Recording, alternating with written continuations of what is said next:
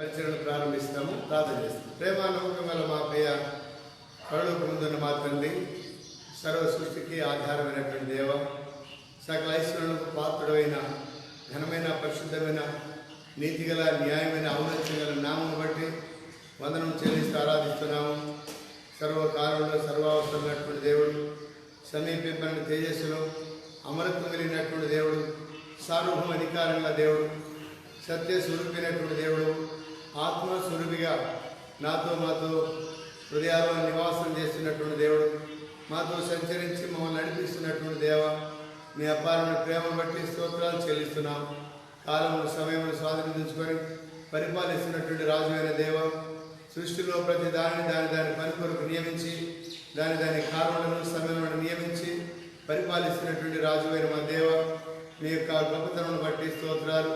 ఆకాశమందు మీ మహిమను కనపరచువాడు, భూమి అందంతటా మీ ప్రభావం నామం బట్టి వందనం చెల్లిస్తూ ఆరాధిస్తున్నాను. ఆయన నేటి దినం కూడా గత 7 మాసములు కాపాడినారు. ఎన్నో కీడు నుండి, నష్టం నుండి, ప్రమాదం నుండి, శోధ నుండి, ఈ రకరకాల వైరస్లు జబ్బుల నుండి మమ్మల్ని కాపాడి మరొక నెల ఆగస్టు మాసం 2వ తారీఖున పరిశుద్ధ దినముగా మమ్మల్ని సమకూర్చినందులకై స్తోత్రం చెల్లిస్తూ ఆరాధిస్తున్నాను. ఆయన మీ యొక్క మంచితనం బట్టి స్తోత్రాలు. ఆయన మాకు ఇచ్చిన గొప్ప రక్షణైన పాపంలో నశించిపోతున్నటువంటి వారు, పాపం బట్టి నరకానికి మరణానికి పాత్రమైనటువంటి నాయుడుల వాడలు మీరు కనికరం చూపించి వెతికి రక్షించినటువంటి దేవుడు, మా పాపంలో రావాల్సిన మా శిక్ష మా నుండి తొలగించి మీ మీద వేసుకొని పొరవారి మీరు మా శిక్షను భరించి మమ్మల్ని బ్రతికించడానికి, మమ్మల్ని నీతిమంతులుగా తీర్చడానికి, మమ్మల్ని లేపడానికి, మమ్మల్ని హెచ్చరించడానికి లోకంలో ఆయన పరిశుద్ధులుగా జీవించారు, పవిత్రమైన జీవితాన్ని జీవించారు. నిర్దోషమైనటువంటి వాడుగా, పాపము ఎరగని, పాపము చేయని వాడుగా ప్రభా మరి ఈ లోకంలో అన్యాయం తీర్పును పొంది మరణించి సమాధి చేయబడి 3వ దినాన తిరిగి లేచినటువంటి విజయశాలిమైనటువంటి దేవా స్తోత్రాలైనా పరలోకానికి వెళ్ళి నా కొరకు మా కొరకు స్థలం సిద్ధపరిచి మీరుండే స్థలంలో మేము కూడా ఉండేలాగా నన్ను మమ్మల్ని తీసుకెళ్ళడానికి మళ్ళీ రానిన్నటువంటి దేవ, అంతవరకు నేను మీ ఆత్మ సంచారం మా మధ్య ఉంచి ఆత్మచేత సంరక్షించి పోషించి సంఘం మాకు ఇచ్చారు. సంఘంలో మీ వాక్యం ద్వారా మమ్మల్ని పోషిస్తున్నారు. నాయన ఇట్టి మరి సంఘంలో మేము నిలిచుండి ఎత్తపడేటువంటి వారిగా ఉన్నటువంటి దినమున మీరు వచ్చినప్పుడు మేము మిమ్మల్ని కలుసుకునడానికి మా నూతన పరిస్థితులకై స్తోత్రాలు చెల్లిస్తున్నాం. దయగల మా తండ్రి, ఈ లోకంలో మేము ఆశీర్వదించబడి ఇతరులకు ఆశీర్వాదం కారణంగా మేము ఉండాలని మీరు కోరుకున్నారు. అట్టి ఆశీర్వాదం కారణంగా మీ ఆజ్ఞలు అనుసరించి వారుగాను, మీ కట్టడలను, మీ న్యాయవిధులను, మీ శాసనములను, మీ ఉపదేశమును మేము అంగీకరించి అటు నడుచుకోవడానికి మాకు నేర్పిస్తూ ఉన్నందులకై ప్రభువా మేము స్తుతిస్తూ ఆరాధిస్తున్నాం. అయినా మరొకసారి మీ రక్తం చేత మమ్మల్ని దునుమాడండి, మీ ఆత్మ చేత దునుమాడండి, మీ యొక్క రక్తం చేత మమ్మల్ని దునుమాడిన ఆయన మమ్మల్ని మరొకసారి పవిత్రపరచండి. మా పెదవులను, నాలుకలను, బ్రతుకులను తాకండి. మీ పరిచయం చేయడానికి ఏమాత్రం కూడా యోగ్యులం కావునైనా నిష్ప్రయోజనమైనటువంటి దాసులను ఒప్పుకుంటున్నాం. వైద్యులను మీ యొక్క కృపను బట్టి మమ్మల్ని మీ ఇంట్లో ప్రయోజకులుగా మీరు వాడుకుంటున్నారు, సాధనగా వాడుకుంటున్నారు. అందరూ బట్టి కృతజ్ఞతలు చెల్లిస్తూ ఆరాధిస్తున్నాం. అయినా మాకు ఇచ్చిన తలాంతులు, పాటలు, వాక్య పరిచర్య, వాయిద్యములు, ప్రార్థనలు, సువార్తలు ఇలాంటి పరిచయం మాకు ఇచ్చారు. ఈ పరిచయం మేము నమ్మకంగా కొనసాగించుకొని బడా నమ్మకమైన మంచి దాసులు అందించుకోవడానికి మాకు సాయం చేయడం. తిరుమల పరిచర్య సర్వ ప్రపంచంలో నేటి పరిచర్య ప్రభుని ప్రత్యక్షంగాను పరోక్షంగాను జరిగించబడే ప్రతి పరిచర్య మీడియా ద్వారా ఈ కరోనా వైరస్ను బట్టి ప్రత్యక్షంగా సమాజంలో కూడుకునేటువంటి స్థలం మరి పరిస్థితులు లేవు ఈ దినాల్లో కొన్ని చాలా చోట్ల. అయినప్పటికీ మీడియా ద్వారా మీరు నిలబడే దాసులందరి మీద దృష్టి ఉంచండి. పాడే పాటలు, చెప్పే వాక్యము, చేసే ఆరాధనలు, ప్రార్థనలు, బలను పాల్పొందడము సమస్తము మీకు మహిమ కలుగునట్లుగా మీరే సహాయించవలసిందిగా ప్రార్థిస్తున్నాం. దయ చూపించమని కర్మేల్ ప్రార్థన మందిరము, మరి మిస్పా అనుబంధ సంఘాలు, మరి హెబ్రోన్ అనుబంధ సంఘాలు, జోషం అనుబంధ సంఘాలు, గ్రామ సర్వ ప్రపంచంలో, దేశంలో, రాష్ట్రంలో, జిల్లాలు, మండలాల్లో పరిచయం దేవుని కర్మగా చేయండి. ప్రభావారి కొద్దిమంది మేలు పొందినట్టుగా మీరే సహాయం చేయమని మీ దయలక్షలు జ్ఞాపకించుకుంటూ మా సభని దీవించమని ప్రభావ మరి మీ యొక్క సంచారం మరి కరెంట్ కూడా లేదు ఆయన, మరి అయినా మాకు అనుకూలపరిచి మరి పరిచయం జరిగించడానికి మీరు మాకు సహాయం చేయమని, పాటలు, వాయిద్యములు, వాక్య పరిచర్య, ఆరాధన దేవుని కర్మగా చేయమని వందనం చెల్లిస్తూ ఆరాధిస్తూ యేసు క్రీస్తు పరిశుద్ధమైన నామములో స్తుతించి ప్రార్థించి వేడుకొనుచున్నాము తండ్రి. ఆమేన్.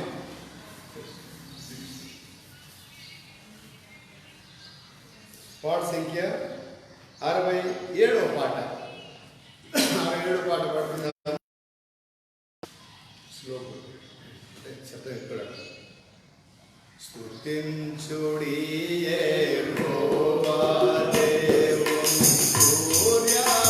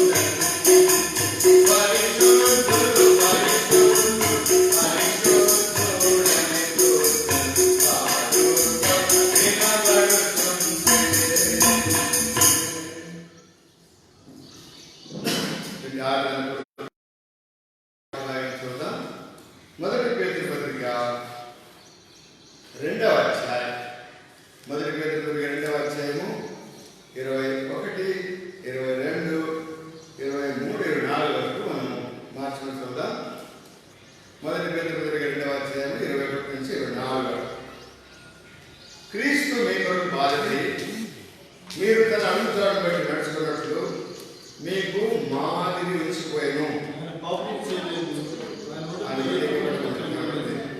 ఆయన దూషింపబడి బదులు దూషింపలేదు, ఆయన శ్రమ పెట్టబడి బెదిరింపక న్యాయంగా తీర్పు తీర్చు దేవునికి తను తాను అప్పగించుకోను.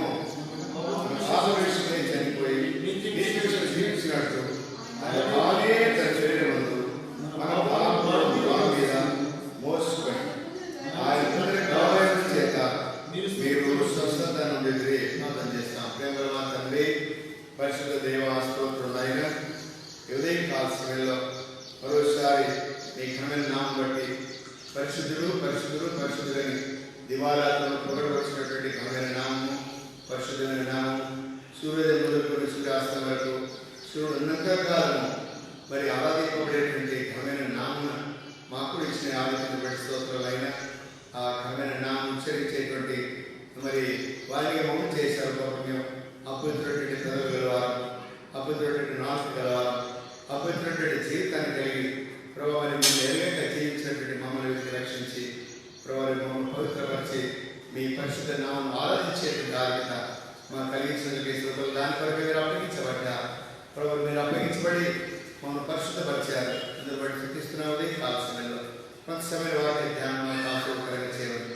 ఆరాధించిన కొరకై మీరు ఏమైనారో మమ్మల్ని ఏం చేయడానికి మీరు ఇష్టపడినారో ఏం చేశారో దాన్ని ఎరిగిన వారమై మేము మిమ్మల్ని ఆరాధించడం మాకు సహాయం చేయాలి. మీ ఆశీర్వాదంతో నింపండి, మీ చరిత్రతో నింపని వేసినామని ప్రార్థిస్తున్నాం తండ్రి, ఆమేన్. వీళ్ళ ఉదయ కాలంలో మరి మనం మాట్లాడుతూ వచ్చాము. ఉదయము సాయంకాలము లేదా సూర్యుడు ఉన్నంత కాలము ఆయన నామము ఆరాధించబడేటువంటిది. అంత మాత్రం కాదు, మరి సూర్యోదయం మొదలుకొని సూర్య అస్తం వరకు కూడా అనగా దివారాత్రులు ఆయన నామము పొగడబడేటువంటి నామము, పరిశుద్ధమైనటువంటి నామము అనేటువంటిది మనం పాడుతూ వచ్చాం. వీళ్ళ ఆ నామమును మనం కూడా ఆరాధించగల కారణం ఏంటి అని అంటే ప్రభు యేసుక్రీస్తు లోకానికి రక్షకుడుగా జన్మించాడు. ఆయనలో ఉన్నటువంటి సుగుణములను మనం ఒక 7 సంగతులు చూద్దాము. ఆయన సుగుణముల ద్వారా మనకేం మేలు కలిగిందో ఆ విషయాలను ధ్యానించి త్వరగా మన ప్రభుని ఆరాధిస్తాం. బిడ్డారా, ప్రభు మన కొరకై మరి ఇక్కడ మనం చదివినటువంటి భాగంలో మరి క్రీస్తు కూడా మీ కొరకు బాధపడ్డాడు. బిడ్డారా, ఈ లోకానికి రక్షకుడుగా మరి జన్మించినటువంటి ఆ దేవుడు మన కొరకై బాధపడినటువంటి వాడు ఉన్నాడు, మన కొరకై శ్రమ పెట్టబడిన వాడు ఉన్నాడు, మన కొరకై అవమానపరచబడిన వాడు ఉన్నాడు, మన కొరకై దూషించబడ్డాడు, కొడాదెబ్బలు తిన్నాడు, రక్తమును కార్చాడు, మాడించాడు, సమాచారపడ్డాడు, తిరిగి లేచాడు. ఇలాంటి గొప్ప కార్యం జరిగించేటువంటి అనగా లోకంలో ఏ వ్యక్తి కూడా ఏ యుగంలో ఏ కాలంలో కూడా చేయబడినటువంటి గొప్ప కార్యక్రమం మరి మన కొరకై అనగా మానవ పాప పరిహారం కొరకై తను తగ్గించుకొని జరిగించేటువంటి ఆ యొక్క పరిశుద్ధమైనటువంటి దేవుని యొక్క నామము మరి పాపము లేనటువంటి పరిశుద్ధులు గత వాళ్ళని కూడా చూస్తూ వచ్చాం. ఆయన సకల యుగంలో రాజు, సకల దేవుడు, మరి సకల ఐశ్వర్యుడు పాత్రుడు, సదాకాలం దేవుడు, మరి సర్వశక్తిమంతుడు అనే సంగతులు గత వాళ్ళని చూస్తూ వచ్చాం. అంత మాత్రం కాదు, ఆయన ఏ పాపం కూడా లేదనేటువంటి విషయాన్ని మనం గుర్తించాలి. చూడండి, రాయబడింది యోహాను సువార్త 8వ అధ్యాయంలో ఆయన లోకంలో గొప్ప సవాల్ చేశాడు. ఆయన ఉన్నటువంటి సుగుణములను గురించి మనం ఆలోచించినప్పుడు యోహాను సువార్త 8వ అధ్యాయం 46వ వచనంలో 8వ అధ్యాయం 46వ ఆయన నాలో పాపం ఉన్నదని ఎవడు స్థాపించగలడు? గమనించండి, నాలో పాపం ఉన్నదని మీరు ఎవరైనా సరే లోకంలో 2020 సంవత్సరాల క్రితం సవాల్ చేసినటువంటి ఆ మాట, పలికినటువంటి ఆ మాటలో ఇక ఈనాటి వరకు కూడా ఎవరు కూడా ఆయనలో పాపం ఉన్నదని, నా యందు పాపం ఉన్నదని మీరు ఎవడు స్థాపించగలడు? నేను సత్యం చెప్తున్న పక్షంలో మీరు ఎందుకు నన్ను నమ్మరు? ఇంకా మరి నాలో పాపం ఉన్నదని మీరు ఎవరైనా స్థాపించగలరా అనగా ఆయనను పరిశుద్ధులు అని ఆరాధించగల కారణం అంటే ఆయన ఉన్నటువంటి సుగుణములు, అయినటువంటి మంచి లక్షణములు, అయినటువంటి పరిశుద్ధమైనటువంటి జీవితం ఏంటంటే ఆయనలో పాపము లేని వాడు. పాపం లేని పరిస్థితి మన కొరకే మాదిరిగా జీవించాడు, శ్రమ పెట్టబడ్డాడు, మరి ఆ గాయపరచబడ్డాడు, మరి పరిశుద్ధమైనటువంటి దేవుడిగా ఈ లోకంలో మరి కనపడినటువంటి వాడిగా జీవించిన వాడిగా మరి అన్య తీర్పును పొంది శిక్షను భరించి మరణించి సమాజంలో తిరిగి లేచినటువంటి వాడు మొట్టమొదటి శుభ్రం ఏంటంటే పాపులని పరిశుద్ధుడు అనేటువంటి సత్యాన్ని లోకమంతా కూడా ఎరగాలని ఆయన లోకాన్ని సవాల్ చేశాడు. నేటి వరకు కూడా ఆయన పాపము కనుగొనలేనటువంటి పరిశుద్ధుడు కనుక పాపులని పరిశుద్ధుడు కనుకనే మనము ఆయన ఆరాధించాలి. రెండవదిగా ఫిలిప్పీయులకు రాసిన పత్రిక 2వ అధ్యాయం 8వ వచనంలో ఫిలిప్పీయులకు రాసిన పత్రిక 2వ అధ్యాయం 8వ వచనంలో మహామహుని సింహాసనంలో మరియు ఆయన ఆకారమందు మనుషుడుగా కనబడి మరణం పొందినంతగా అనగా శిలువ మరణం పొందినంతగా తగ్గించుకున్నాను. మహిమ కలిగినటువంటి ఆ దేవదేవుడు ఆకాశ మహాకాశం పట్టజాలని ఆ దేవదేవుడు సమీపింపడ తేజస్సులో అమరత్వం కలిగినటువంటి ఆ దేవదేవుడు నీ కొరకు నా కొరకే మహాపురుని పరిశుద్ధుడిగా జన్మించినాడు. కానీ అదే సమయంలో తను తగ్గించుకున్నాడు. ఆయన సింహాసనం ఆకాశం ఉన్నది, ఆయన పాల్పడిన భూమిలో ఉన్నది. ఇలాంటి మహిమ కలిగినటువంటి ఆ దేవుడు తగ్గించుకున్నాడు. నీవలే నావలే నీ వంటి నా వంటి శరీరాలను ధరించి నీవలే నావలే ఒక పశువుల పాత్రలో పేదవాడిగా తగ్గించుకొని ఈ లోపల జన్మించాడు. అంత గొప్ప దేవుడు ఒకవేళ రాజు ఇంట్లోనో లేకపోతే గొండింట్లోనో గొప్పవారి ఇంట్లోనో జన్మించి ఉంటే పేదలను ప్రేమించేవాడు కాదేమో, మరి దరిద్రులను లేకపోతే దిక్కుమాలను ప్రేమించేవాడు కాదేమో. ఆయన శిలువను పొందినంతగా విధేయుడు చూపించాడు. మహామహుని సింహాసనంలో ఆశీర్వదించాడు ఆ దేవుడు. కోటల దూతల చేతును మరి పరిశుద్ధులను నిరంతరం బలపరచుకుంటాడు ఆ దేవుడు. తగ్గించుకున్నాడు. నీ కొరకు నా కొరకు విధేయుడు చూపించాడు. నీ కొరకు నా కొరకు మరణం పొందినట్టుగా తను తగ్గించుకున్నాడు. నీ వంటి నా వంటి ఆకారం కలిగిన వాడు, నీ వంటి నా వంటి స్వభావం కలిగినటువంటి వాడు ఆయన తను తగ్గించుకునే లోకానికి మన మధ్య సంచరించినటువంటి వాడిగా చూస్తాం. ఆయనను ఆరాధించదు గల సుఖం ఏంటంటే ఆయన పాపము లేని పరిశుద్ధుడు. రెండవదిగా నీ వంటి నా వంటి అందులో అలాంటి వాడి ఆయన 100% మరి మానవుడు, 100% దేవుడు అనేటువంటి సత్యాన్ని కూడా గుర్తించాలి. సగం దేవుడు సగం కాదు, 100% వాడు మానవుడు.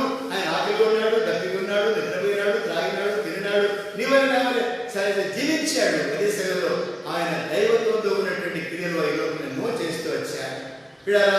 ఆ దేవదేవుడు నీ కొరకు నాకు తగ్గించుకొని వచ్చినటువంటి వాడు కనుకనే ఆ ప్రభు మనము ఆరాధించాలి. రెండవది చూసినట్టయితే మూడవదిగా మరి మొదటి పత్రిక 1వ అధ్యాయం 15వ వచనం రాయబడింది.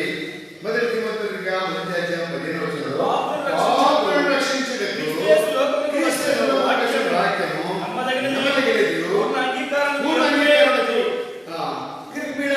పాపులను ప్రేమించినటువంటి వాడు ఈ లోకానికి వచ్చి తగ్గించుకొని ఆయన ఆర్భాటంగా అట్టహాసంగా తాను ఏదో దేవుడని మరి గుళ్ళు గోపులు కట్టించుకొని లేకపోతే గొప్పవాడిని అనిపించుకొని ఆర్భాటలు చేయించుకోలేదు. ఆయన పాపులన్నింటినీ మనందరినీ కూడా ప్రేమించి మన దగ్గరికి వచ్చాడు.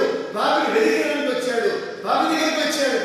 మనం ఎక్కడో వెళ్ళాల్సిన అవసరం లేకుండా పాపులన్నింటినీ నీ దగ్గరికి వచ్చాడు, నీ దగ్గరికి వచ్చాడు, నా దగ్గరికి వచ్చాడు.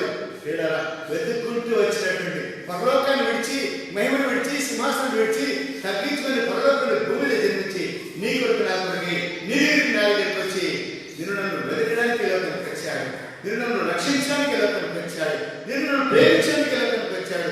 పాపంలో పతమైనటువంటి వారిపై మరి గర్వంతో అహంకారంతో జీవిస్తున్నటువంటి నీ కొరకు నా కొరకు తగ్గించుకొని ఆయన లోకానికి వచ్చినటువంటి పరిశుద్ధమైనటువంటి దేవుడు తగ్గించుకొని మాపైనటువంటి నీ కొరకు నా కొరకు నీ దగ్గరికి నా దగ్గరికి వచ్చినటువంటి ఆ పవిత్రుడైనటువంటి ఆ పరమ దేవుడు, ఆ పరిశుద్ధమైనటువంటి దేవుడు ఈ లోకానికి వచ్చాడు. ఆయన రావాల్సిన అవసరమే ఉంది, ఆయన లోకానికి రావాల్సిన అవసరమే ఉంది. నీవు నేను నశించిపోకుండా ఉండాలంటే నీ వంటి నా వంటి ఆకారం ధరించి నీ కొరకు నా కొరకు మధ్యవర్తిగా రావాలి. మధ్యవర్తికి వచ్చి నీ కొరకు నా కొరకు మరణం పొందాలి, రక్తం కాచాలి. ఆ రక్తమే నీ పాపం నా పాపం కడిగడానికి. ఆయన రాకపోతే, ఆయన శిక్షను పొందకపోతే, ఆయన రక్తం కార్చబడకపోతే, ఆయన మరణించి సమాజంలో తిరిగి లేకపోతే మానవునికి పాపకి రక్షణ లేదు. పాపను విడుదల పొందేవాళ్ళని కాదు, మనం పాపని లేకపోయేటువంటి వారిని కాదు, పాప భూమిలో నశించిపోయేటువంటి వారు, పాపను బట్టి వచ్చేటువంటి శిక్ష నరకానికి వెళ్ళవలసినటువంటి వారు. మరి ఎన్ని భక్తి కార్యం చేసినా, ఎంత మరి నీతిమంతులమైన, ఎంత గొప్పవాళ్ళమైనా యేసు ప్రభువులో రాకుండా ఉన్నట్టయితే, ఆయన శిలువలో రక్తం కార్చుకున్నట్టయితే, ఆయన మరణించి సమాజం తిరిగి లేకున్నట్లయితే మనకు రక్షణ లేదు, మనకు భద్రత లేదు, మనకు పరలోకం లేదు. ఇట్లా స్థితిలో ఉన్నటువంటి మన కొరకై ఆయన లోకానికి వచ్చాడు. పాపి అనేటువంటి నీ కొరకు నా కొరకు పరలోకంలో జీవిస్తున్నటువంటి ఆ దేవుడు, పరలోకంలో పొగడపరిచినటువంటి ఆ దేవుడు నీ కొరకు నా కొరకు తగ్గించుకుని లోకానికి వచ్చాడు. ఇక్కడ మూడోదిగా నాకు చూసినట్టయితే చూడండి, మొదటి అధ్యాయము 29వ వచనం. అలాగా చూచి ఇదిగో లోక పాపము మోసుకుని పోవు దేవుని గొర్రెపిల్ల. ఇక్కడ చూసినట్టయితే మరి ఈ మాట ఆలోచించలేదు. లోక పాపను మోసుకుని పోవు దేవుని గొర్రెపిల్ల. ఎవరి పాపాలు క్షమించేవాడండి? మరి ఒక దేశానికో, ఓ కులానికో, ఒక మతానికో, ఒక జాతికో కాదు ఆయన ఇచ్చింది లోకానికి. లోక పాపను మోసుకుని పోవు దేవుని గొర్రెపిల్ల. లోకంలో 5 కళ్ళకు ఉన్నటువంటి ప్రజలు, లోకంలో అన్ని రకాల ప్రజలు, అన్ని కులాల ప్రజలు, అన్ని మతాల ప్రజలు, చిన్నవాడు, పెద్దవాడు, చదువుకున్నవాడు, చదువులేనివాడు, విద్యావంతుడు, విద్యావిహీనుడు, అధికారం లేనివాడు, దరిద్రుడు, ధనికుడు, ప్రతి వారిని కూడా ప్రేమించాలి. లోక పాపం మోసుకుని లోకంలో ప్రతి మానవుడు ప్రేమించిన ప్రతి మానవుడు పాపాన్ని మోయడానికి వచ్చాడు ఈ లోకానికి. నీ పాపం ఆయన మీద వేసావా?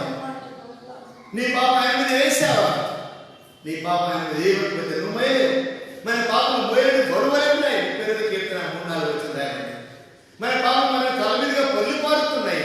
ఇలాంటి పాపలు మోయవేసేటోడుగా ఆయన మోయడానికి వచ్చాడు. ఆయన తల మీద వేసుకోవడానికి వచ్చాడు. మన మీద శిక్షను తల మీద వేసుకోవడానికి వచ్చాడు. పిల్లల లోక పాపను మోసుకొని పో దేవుని గొర్రెపిల్ల అనగా గొర్రెపిల్ల వధించబడడానికి పోయినప్పుడు అది తల అటు తిప్పదు, మౌనం వహించుంటుంది. ఎందుకంటే ముందు చదివాం, ఆయన శ్రమ పెట్టబడి, బాధ పెట్టబడి, నోరు తెరవలేదు, బెదిరించినప్పటికీ మాట మాట్లాడలేదు. ఆయన మౌనం వహించినటువంటి వాడు గొర్రెపిల్లవలే. మరి గొర్రెపిల్ల మన పాప భారం కూడా తన మీద వేసుకొని బిడ్డారా మౌనం వహించినటువంటి వాడు ఉన్నాడు.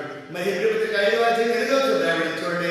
హెబ్రీ పత్రిక 5వ అధ్యాయం 8వ వచనం, ఆయన కుమారుడు కూడా, అధికారం గలవాడు కూడా, కూడా, పవర్ కూడా ఏం చేశాడు? ఆయన కుమారుడు శ్రమల ద్వారా నేర్చుకుని విధేయుడిగా రాకపోతే నీవు నేను నేరుగా కాలేదు. ఒకవేళ పరలోకమైనటువంటి ఆ దేవుడు ఈ లోకంలో వీరుడుగాను, సూర్యుడుగాను, మరి ఆయుధాలు పట్టుకున్నా, లేకపోతే మరి ఆయుధాలు పట్టుకుని ఒకవేళ వచ్చింది మన దగ్గర వచ్చేవాళ్ళని కాదేమో. ఆయన విధేయత నేర్చుకున్నాడు. కూడా ఆయన తగ్గించిన నీకు నా కొరకు మన పాప భారం భరించడానికి లోక పాపం మోసుకుని పో దేవుడు గొర్రెపిల్ల. ఓ కులం కాదు, ఒక మతం కాదు, ఓ జాతి కాదు, ఒక దేశం కాదు. పిల్లరా నువ్వు ఎవరైనా సరే లోకంలో నీ పాప భారం కూడా ఆయన ఇద్దరైనా సరే ప్రభు పాపని నా పాపం నా హృదయంలో దాగి ఉన్నాయి, నా జీవితమే పాపంతో నిండి ఉంది, నా పాపం బట్టి నేను ఎక్కడికి వెళ్తాను, ఎరగని స్థితిలో ఉన్నాను, నన్ను క్షమించిన ఒక్కసారి ఆయన నీ పాపలన్నింటి కూడా దగ్గరికి వచ్చి ఆయన చేసే దాన్ని మోసుకున్నాడు. పిల్లరా నీ పాప భారాన్ని కూడా మోసినటువంటి పోయడానికి వచ్చాడు, మోసాడు. శిలువలో నీ పాప భారంతో మోసి ఆ శిలువలో రాము ఎక్కాడు. అక్కడ పలికాడు, తండ్రి వీరేమి చేయిస్తున్నాడు, వీరేమి కనుక వీడిని క్షమించమని. అక్కడ కూడా లోక పాపం మోసుకుని దేవుని గొర్రెపిల్ల. ఆయన పాపములేని పరిశుద్ధుడు, మనకంటే ఎక్కువగా తగ్గించుకున్నటువంటి వాడు. ఆయన లోకానికి మరి పాపం రక్షించడానికి లోకానికి వచ్చాడు. మన పాప భారాన్ని కూడా భరించినటువంటి వాడు. 4-5 చూసినట్టయితే మత్తయి సువార్త 16వ అధ్యాయము, మత్తయి సువార్త 16వ అధ్యాయం 21వ వచనం. అప్పటి నుండి తాను యెరూషలేముకు వెళ్ళి పెద్దల చేతను ప్రధాన యాజకుల చేతను శాస్త్రుల చేతను అనేక హింసలు పొంది చంపబడి మూడవ దినమున లేచుట అగత్యమని శిష్యులతో చెప్పగా చూసినట్టయితే ప్రభు యేసుక్రీస్తు వాళ్ళకు సుగుణం ఏంటంటే మనను పరిశుద్ధులుగా చేయడానికి పాపం లేని వాడు వచ్చాడు. మనల్ని హెచ్చించడానికి, సింహాసనానికి హెచ్చించడానికి తగ్గించుకున్నాడు. మనం ఈ లోకానికి ఆయన ఎందుకు వచ్చాడంటే పరలోకాన్ని తీసుకెళ్ళడానికి ఈ లోకానికి వచ్చాడు. తర్వాత మన పాపను మోయడం కనుకనే మన పాపను మోయడానికి ఈ లోకానికి వాడు. ఇక్కడ 5వదిగా ఆయన మన శ్రమ భరించాడు, కొరడా దెబ్బలు. మరి మనం భరించాలని బాధను అనుభవిస్తుండగా మన భారమంతా తీసేసి ప్రయాసపడి భారం నా దగ్గర రండి, నేను మీకు విశ్రాంతిని ఇస్తాను. విశ్రాంతి, నెమ్మది, మోయని కుటుంబ భారము, మరి సంఘ భారం, అనేక రకరకాల భారాలు, పాప భారము, అన్నిటికంటే ముఖ్యమైన పాప భారం. ఈ భారం మోయలేనటువంటి శ్రమలు, కష్టాలు, నిందలు, అవమానాలు, మరి కుటుంబంలో అవమానాలు, మరి వ్యక్తిగత అవమానాలు, రకరకాల అవమానాలు, నిందల చేత బాధపడుతున్నావా? నీ శ్రమను తాను భరించినవా? నీ కొరకై మరి అవమానాలు పొందినటువంటి వాడు కొరడా దగ్గర 39 కొరడా దగ్గర కొట్టాడు. మరి ధర్మశాస్త్రంలో రాయబడింది, ద్వితీయోపదేశకాండంలో మరి 20 అధ్యాయాల ఉంది. ఎవరైనా పొరపాటు చేస్తే, స్త్రీ కానీ పురుషుడు కానీ అవిధేయత చూపిస్తే 40 కొరడా దగ్గర కొట్టాలి. మహాపీరైనటువంటి వాడిని 40 కొట్టాలంట.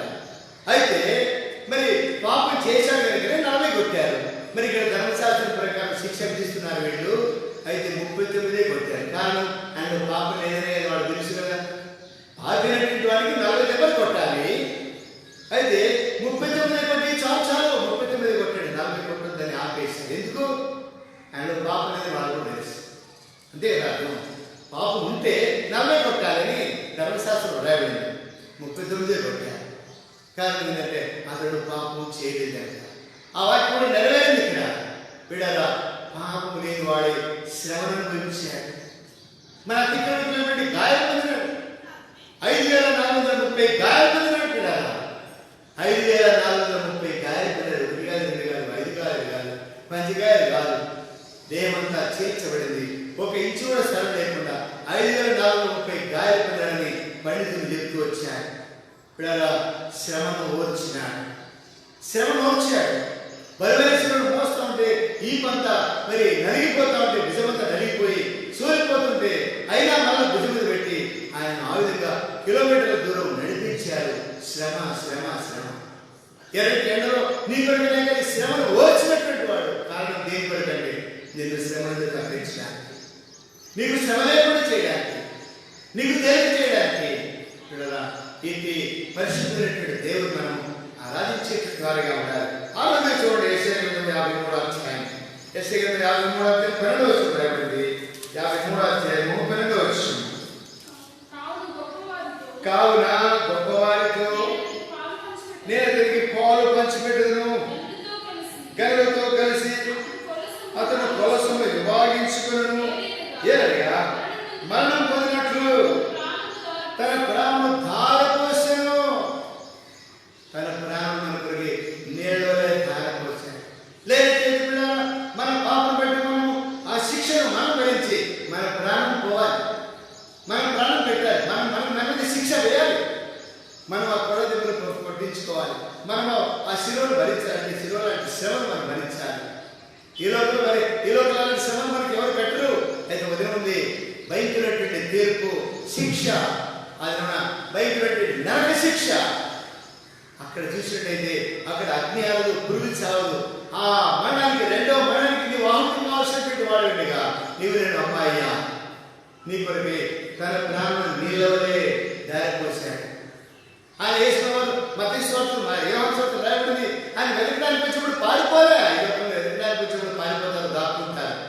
దొంగతనం చేసినప్పుడు, మోసాలు చేసినప్పుడు పోలీసులు మరి ఏసీ వాళ్ళు సీనియర్లు వచ్చినప్పుడు పట్టణంలోకి వచ్చి ఎక్కడెక్కడ దాక్కుంటారు, ఎక్కడ కూడా పారిపోతారు ఎక్కడెక్కడో. అయితే అక్కడ రాయబడింది, మీరు ఎవరిని వెతుకుతున్నారు? మీరు ఎవరిని వెతుకుతున్నారంటే నజరేయుడైన యేసునంటే ఆయన నేనే, నన్ను పట్టుకోండి. చూడండి అక్కడ ఎంత చక్కగా యోహాను సువార్త 18వ అధ్యాయం రాయబడింది. 18వ అధ్యాయంలో మీరు ఎవరిని వెతుకుతున్నారు అంటే 4-5 వచనం రాయబడింది. 5వ వచనం మీరు ఎవరిని వెతుకుతున్నారు? 4వ వచనం చివరి ఉంది. మీరు ఎవరిని వెతుకుతున్నారు? వారు నజరేయుడైన యేసును నేనే అన్నాడు. 6వ వచనం ఆయన నేనే ఆయన. 8వ వచనం నేనే ఆయన. ఎవరైనా అట్లా తీసుకుంటారా? తన ప్రాణం ఇష్టపూర్వకంగా మన కొరకే ధార పోశాడు. 18వ అధ్యాయంలో 4వ వచనంలో, 6వ వచనంలో, 8వ వచనం మీరు ఎవరి కోసం వెతుకుతున్నారు? మీరు కష్టపడద్దు, నేను వచ్చింది దాని కొరకే. మీరు నన్ను వెతుకుతున్నట్టు నేనే ఆయనను, నన్ను పట్టుకోండి ఇష్టపూర్వకంగా. నీ కొరకు నా కొరకు ప్రాణం ధార పోశాడు. పిల్లరా, ఇలాంటి పరిశుద్ధమైనటువంటి సుఖం కలిగినటువంటి ఈ దేవుడు నీ కొరకు నా కొరకే తను తాను బలిగా అర్పణగా అర్పించుకున్నాడు. పాపం లేని వాడిగా నీ కొరకు నా కొరకు మాదిరిగా అర్పించుకున్నాడు. ఇలాంటి ప్రభువు మనం ఆరాధించు వారు ఉండాలి. దేని కొరకంటే మన ప్రాణములు మరి బ్రతికించడానికి తాను మరణించాడు. చివరికి 7వదిగా మార్క్స్ 16వ అధ్యాయం 4వ వచనంలో మార్క్స్ 16వ అధ్యాయం 4వ వచనం వారు వచ్చి కళ్ళెత్తి చూడగా రాయి పొర్లిపోబడి చూచి ఆ రాయి ఎంతో పెద్దది అప్పుడు వారు సమాధిలో ప్రవేశించి తెల్ల నిలువుటని ధరించుకున్న ఒక పడుచువాడు కుడివైపున కూర్చుండి చూచి మిగులు కలవరపడి విభ్రాంతి ఉంది. అందుకతడు కలవరపడకుడి, భయపడకుడి, శిలువ వేయబడిన యేసు మీరు వెతుకుచున్నారు, ఆయన లేచి ఉన్నాడు, ఇక్కడ లేడు. వారు ఆయన ఉంచిన స్థలం చూడండి. మరణము జయించి తిరిగి లేచిన విజయశాలి. మరణంలో తిరిగి లేపబడ్డానికి ఆయన లేచాడు. ప్రథమపురం క్రీస్తే అధ్యాయం రాయబడింది మరి కొలతలో. మరి ప్రథమపురం క్రీస్తే ఆయన లేచాడు కనుక ఆయన లేచాడు. నువ్వు నమ్మినట్లయితే నిన్ను కూడా లేపుతాడు. నిన్ను కూడా లేపడానికి, నిన్ను నన్ను మరణంలో జీవులు దాటించడానికి ఆయన లేచిన వాడు ఉన్నాడు. ఒకరు కూడా లేపుతాడు. ఆయన మరి సంఘాన్ని తీసుకోవడానికి వచ్చినప్పుడు మృతులు లేపబడదురు, మృతులు ఎత్తబడదురు. ఎత్తబడేటువంటి లేపబడేటువంటి వారిగా చేయడం కొరకే తాను మృతుల్లోనూ వెళ్ళాడు. తాను మృతుల్లో తిరిగి లేచాడు. ఆయన లేచాడు కనుక నమ్మినట్లయితే నేను కూడా లేపుతాడు. ఏడై కాలంలో ప్రభు యేసుక్రీస్తును ఆరాధించగా శుభ్రములు ఏంటంటే మరి ఆయన పాపము లేని వాడే మనను పరిశుద్ధులుగా చేయడానికి, ఆయన లోకానికి అందరికంటే తగ్గించుకుని లోకానికి వచ్చాడు. మనల్ని హెచ్చించడానికి ఆయన లోకానికి మనల్ని వెతకొట్టు వచ్చాడు. ఈ లోకానికి వచ్చాడు మహిమలిగినటువంటి దేవుడు. 4వదిగా లోక పాపను మోసుకుని మన పాపాలు కూడా మోసిన వాడు ఉన్నాడు. మన శ్రమను భరించాడు, మన కొరకై ప్రాణం పెట్టాడు, మన కొరకు తిరిగి లేచాడు. ఇక్కడ ఆయన ఆశ్రయించడం ద్వారా ఆయన అలాంటి పరిశుద్ధమైనటువంటి ఆ దేవుడు మన కొరకు అర్పించుకున్న విధానం బట్టి మనల్ని రక్షించిన వాడు ఉన్నాడు. చూడండి మత్తయి సువార్త 20వ అధ్యాయం 28వ వచనం చూడండి. మత్తయి సువార్త 20వ అధ్యాయం 28వ వచనం చూసినట్లయితే అలాగే మనుష్య కుమారుడు పరిచారం చేయించుకోవడానికి రాలేదు కానీ పరిచారం చేయుటకును అనేకులకు ప్రతిగా విమోచన క్రయధనముగా మన కొరకే అలాంటి శుభ్రం కలిగినటువంటి ఆ దేవదేవుడు మన కొరకే ఎందుకు అర్పించుకున్నాడంటే మనకు విమోచన ఆయన పూర్తిగా అర్పించుకున్నాడు. మన కొరకే పూర్తిగా తన ప్రాణాన్ని అప్పగించాడు. ఆ ప్రభువును ఆరాధించడానికి గల ప్రాముఖ్యమైనటువంటి కారణం, అన్నిటికంటే ప్రాముఖ్యమైన కారణం అంటే ప్రభు మన కొరకే విమోచన క్రియలుగా తను అప్పగించుకున్నాడు. పరిచయం చేయించుకోలేదు. ఈ లోకంలో కొంచెం అధికారం ఉంటే మనం చుట్టూ పెట్టుకుంటా మనుషుల్ని మనం పిలిపించుకుంటాం. దాని కొరకు మనం ఏం చేయము, కథలో కూర్చొని ఉంటాం. అన్ని దగ్గరికి తెచ్చుకోవాలి, అన్ని తీసుకురావాలి అని అవసరమైతే తిరిపియాలి. ఇట్లాంటి కూడా లేకపోలేదు. కొంచెం అధికారం ఉంటే మనకున్నటువంటి గర్వమితనం, మనకున్నటువంటి అహంకారమితనం లోపల చూస్తున్నాం. కొంత హోదా ఉంటే మనం గర్వించి అహంకారంగా ఉంటాం. యేసు ప్రభువు అంత పెద్ద గొప్ప దేవుడేంటి, మరి సృష్టి అంతటి కూడా ఏర్పాటు చేసినటువంటి వాడు అయినటువంటి వాడు ఎందుకు ఉన్నప్పటికీ పరిచయం చేశాడు. శిష్యుల పాదం కడిగాడు, తగ్గించుకున్నాడు. నీ కొరికి నా కొరకే ప్రయోజనంగా అప్పగించుకున్న వాడు ఉన్నాడు. అందరి విమోచన కొరకే తిమోతి కొరకు 2వ అధ్యాయం 6వ వచనం కూడా ఇంకా చేయబడింది. మొదటి తిమోతి 2వ అధ్యాయం 6వ వచనంలో ఆయన అందరి విమోచన కొరకు ఈయన అందరి కొరకు లోపడినటువంటి ప్రతి మానవుడి కొరకు అందరి కొరకై విమోచన క్రయధనముగా తను సమర్పించుకున్నాడు. ఎంత పరిశుద్ధమైనటువంటి దేవుడు ఈ లోకానికి ఎందుకు వచ్చాడు? పరిచయం చేయడానికి, అప్పగించుకోవడానికి, విమోచించడానికి, తన ప్రాణం తనకి ఎంత మాత్రం కూడా నేను తెచ్చుకొని కూడా నీ కొరకే నా కొరకు దారి పోసాడు. నీ కొరకు నా అప్పగించుకున్నాడు. 2వదిగా తీతు రాసిన పత్రిక 2వ అధ్యాయం 2వ అధ్యాయము 14వ వచనంలో రాయబడింది. ఎందుకు అప్పగించుకున్నాడు? ఆయన సమస్తమైన దుర్నీతి నుంచి మనల్ని విమోచించి మరి దేవుని విడిపించడానికి అప్పగించుకున్నాడు. దుర్నీతి పల్లము, స్వనీతి పల్లము ఇలాంటి మనం విమోచించడానికి, విడుదల చేయడానికి, బంధించబడినటువంటి మనను, మరి పీడించబడినటువంటి మనను, అమ్మబడినటువంటి మనను, చీకటి మనను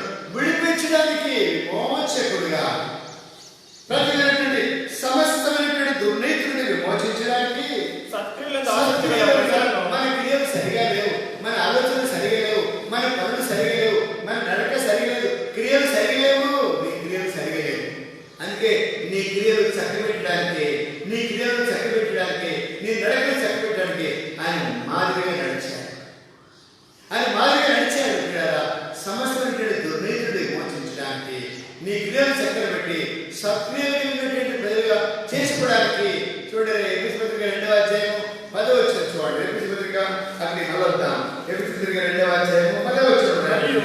మరియు వాటి యందు మనం నడుచుకోవాలని దేవుడు ముందుగా సిద్ధపరిచిన సత్క్రియలు చేయుటకై సత్క్రియలు చేయడానికి రక్షించాడు నిన్ను.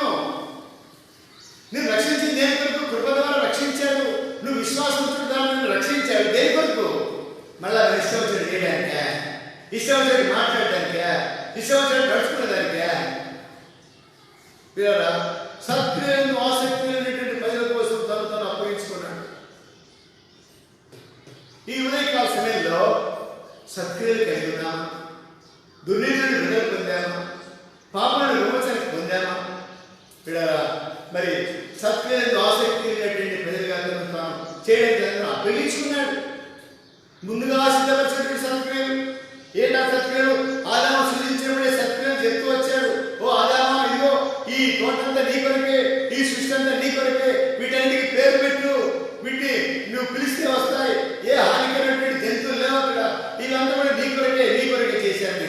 సృష్టి కూడా సృజించి వాటిని సత్క్రియలు చేయమన్నాడు. కానీ మాటలు లోపడకుండా ఐదేళ్లతో చేయకుండా పని చేయమని చెప్పలేదే. నువ్వు చేయొద్దు, ఈ క్రియ చేయొద్దు, ఇవి మాత్రమే చేయమన్నాడు. అయితే అక్కడే తప్పిపోయాడు. సత్క్రియలు ముందుగా సిద్ధపరిచినటువంటి సత్క్రియలు చేయడానికి. ఆ క్రియ చేస్తున్నామా? మాట నిలబడుతున్నామా? వింటున్నాం, విడిచిపెడుతున్నాం,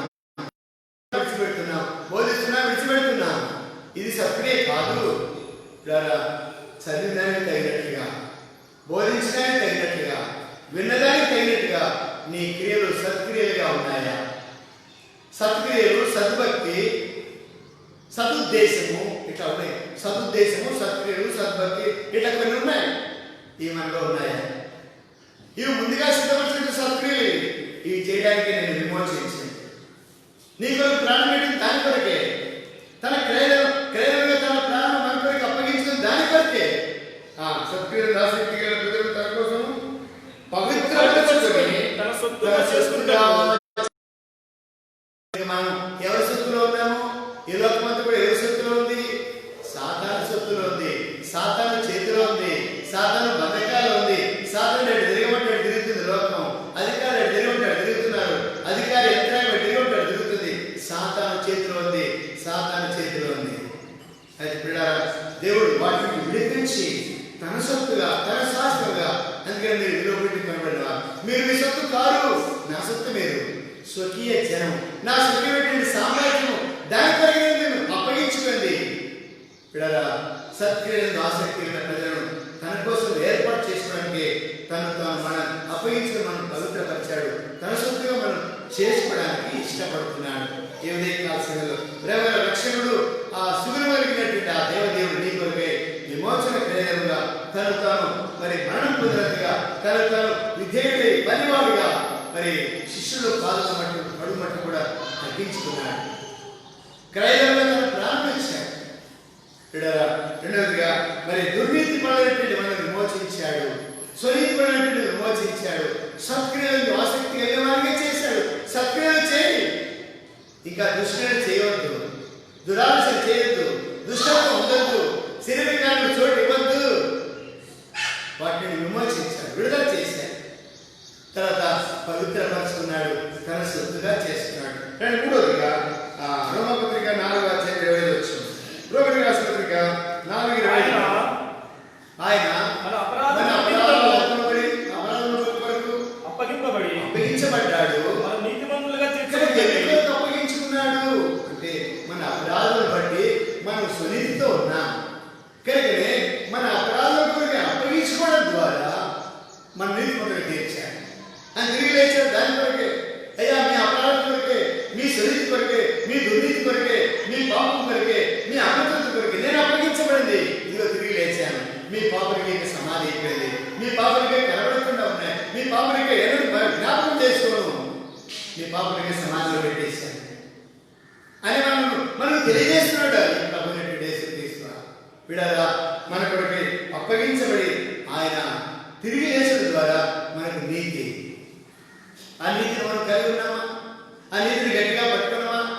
విడారా ఆ నీతిని మనం గట్టిగా ఎప్పుడైతే పట్టుకుంటామో అప్పుడే మనము దేవుని యొక్క రాజ్యంలో ఉంటాం. మనం ఆలోచించినా అది యుక్తంగా ఉంటుంది, మనం ప్రభువుకి ఏదైనా సమర్పణ చేసినా అది యుక్తంగా ఉంటుంది. ఇట్టి సమర్పణ ఇట్టి యోగ్యమైనటువంటి పరిశుద్ధులుగా చేయడానికి తను తాను అర్పించుకున్నటువంటి వాడిగా ఉన్నాడు. 5వదిగా చూద్దాం. 4వదిగా ఎఫెసీయులకు 5:2 ఎఫెసీయులకు 5:2 5:2 క్రీస్తు మీ కొరకు క్రీస్తు మిమ్మల్ని ప్రేమించి పరిమళవాసనగా కొరకై మన కొరకు తను తాను బలిగాను అర్పణగాను అప్పగించుకున్నాను. ఎందుకొరకు అప్పగించుకున్నాడు అంటే 4వదిగా మనను పరిమళ వాసనగా చేయడానికి.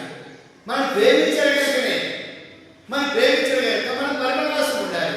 ఎందుకంటే మనం దుర్వాసన చేత లోకంలో దుర్నీతి చేత సత్క్రియల చేత మరి దుష్టక్రియల చేత దుర్బుద్ధి చేత లోకంలో జీవిస్తున్నాం కదా. ఆ పాపాన్ని బట్టి మనలో దుర్వాసన ఉంది. అయితే యేసు ప్రభువును అప్పగించిన దేని కొరకంటే పరిమళ వాసనగా. అదేమన్నా మరి మత్తయి సువార్త 10వ అధ్యాయం 10-11 వచనాల్లో మరి అక్కడ జ్ఞానం వచ్చి మరి వెండి బంగారు సామ్రాణి గోడలు ఎందుకు కనిపించారంటే పరిమళ వాసన. ఆయనే పరిమళ వాసన. ఆయన పరిమళ వాసన అర్పించుకోవడం ద్వారా పరిమళ వాసన వెదజల్లుతుంది.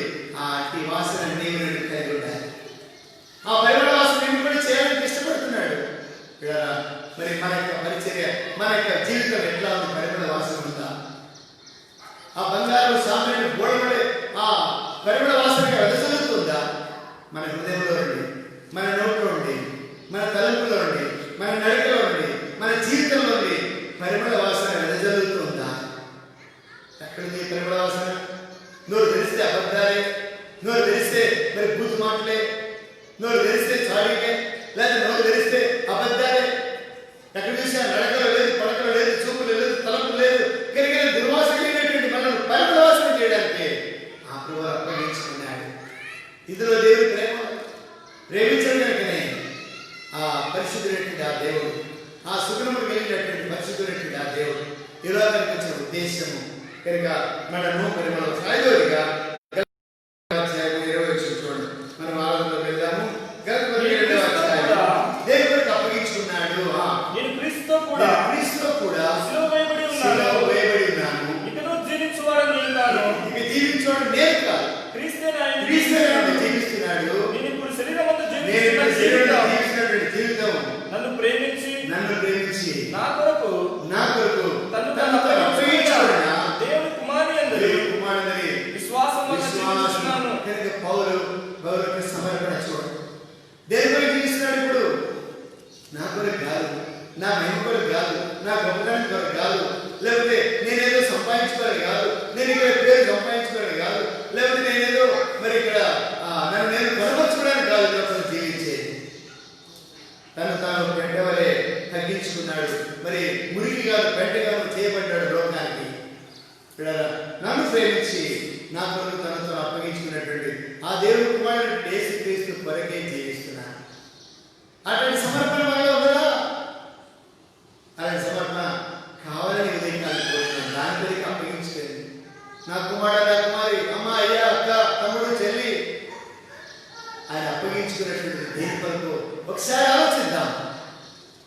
అలాంటి ఆ గొప్ప దేవుడు, మహిమైనటువంటి ఆ దేవుడు, పరిశుద్ధమైనటువంటి, నిర్మలమైనటువంటి, నిర్దోషమైనటువంటి, నిష్కల్మషుడైనటువంటి ఆ దేవుడు నీ కొరికి అప్పగించుకున్న విధానం ఆ దేవుడు అప్పగించుకోవడం కాదు.